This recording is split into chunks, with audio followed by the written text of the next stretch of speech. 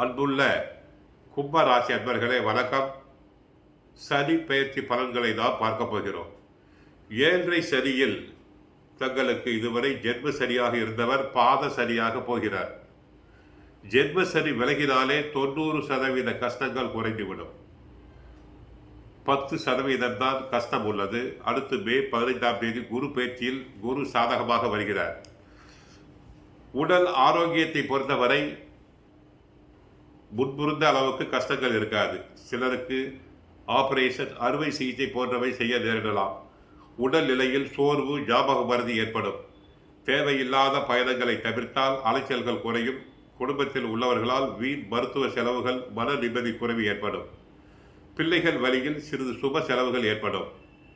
பேச்சில் நிதானத்தை கடைபிடிக்க வேண்டும். குடும்பம் பொருளாதார நிலையில் கணவன் மனைவி ஈகோ பார்க்கக்கூடாது. ஒருவரை ஒருவர் அனுசரித்து செல்ல வேண்டும். உறவினர்களிடையே சிறு சிறு கருத்து வேறுபாடுகள் தோன்றலாம். சுபகாரிய முயற்சிகள் நிறைவேறும். பல வரவுகள் சுமாராக இருந்தாலும் எதிர்பாராத உதவிகள் கிடைப்பதால் குடும்ப தேவைகளை பூர்த்தி செய்து கொள்ள முடியும். அதிக கடன் வாங்கக்கூடாது.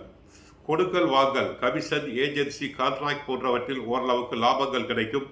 பல வரவில் ஏற்ற இறக்கமான நிலை காணப்படும் என்பதால் பெரிய முதலீடுகளில் செய்ய வேண்டாம்.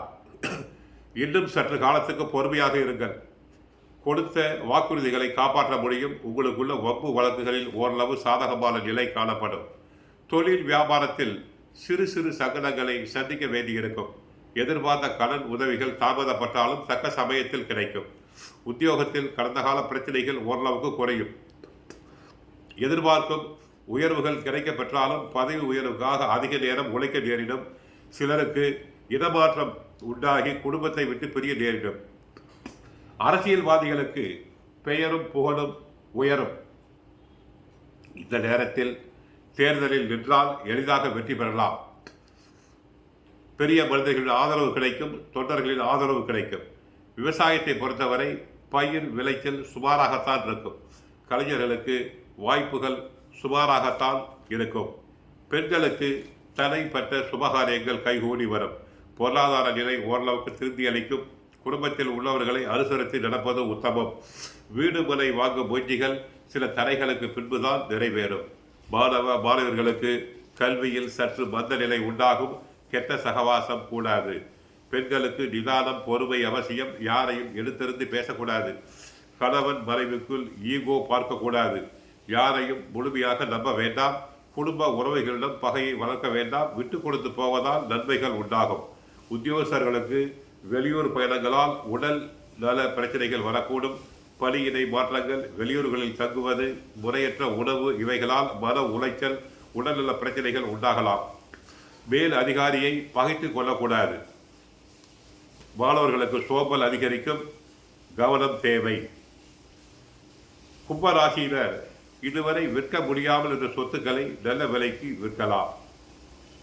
மாணவர்கள் அரியர்ஸ் பாடத்தை எழுதி தேர்வுகளில் எளிதாக வெற்றி பெறலாம்.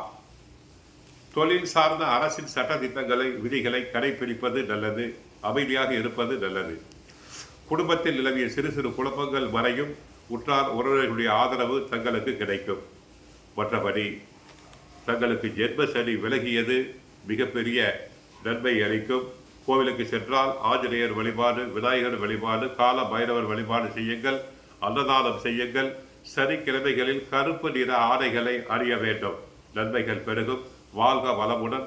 மங்களம் உண்டாகட்டும். ஸ்ரீ ஆஞ்சநேயாய நமக.